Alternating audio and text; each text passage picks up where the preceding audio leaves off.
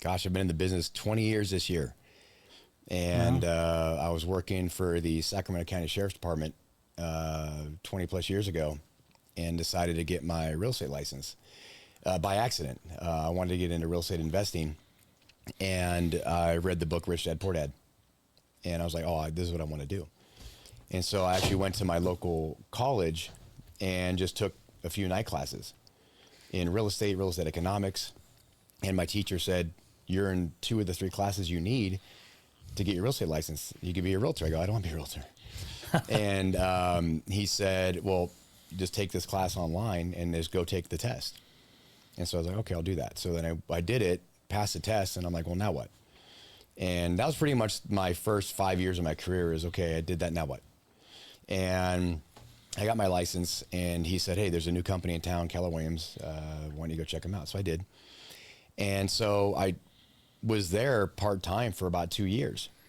And when I got my first check, it was a referral check for making a 15-minute phone call and connecting a friend of my mom's to a realtor in Nevada. And I remember going, the day I got my check, I remember going by the office to grab my check and then going to the main jail where I was stationed at the time.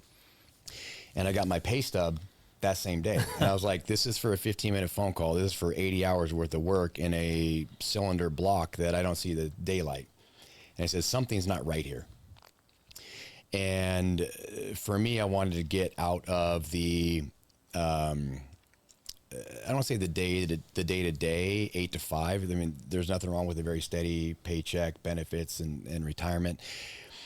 But it irked me that someone was going to make more money than me because they were there longer, and maybe they weren't putting in as much work. Maybe they weren't as intelligent, whatever it may be. Mm-hmm. They were making more money because they either had a degree or because they were there longer. Sat there for it that had long. nothing to do with the amount of work that they were doing.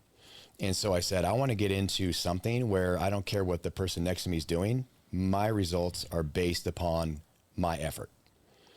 And so I sat down with an agent in Elk Grove who was still there, and she was a mentor of mine very early on. And I said, I'd love to be a part of your team.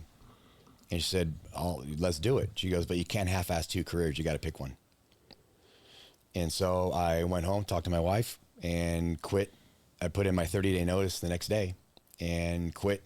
And my last day was July 31st, 2008, where I walked away from a steady paycheck, benefits, retirement, pension, all of it, to dive into real estate.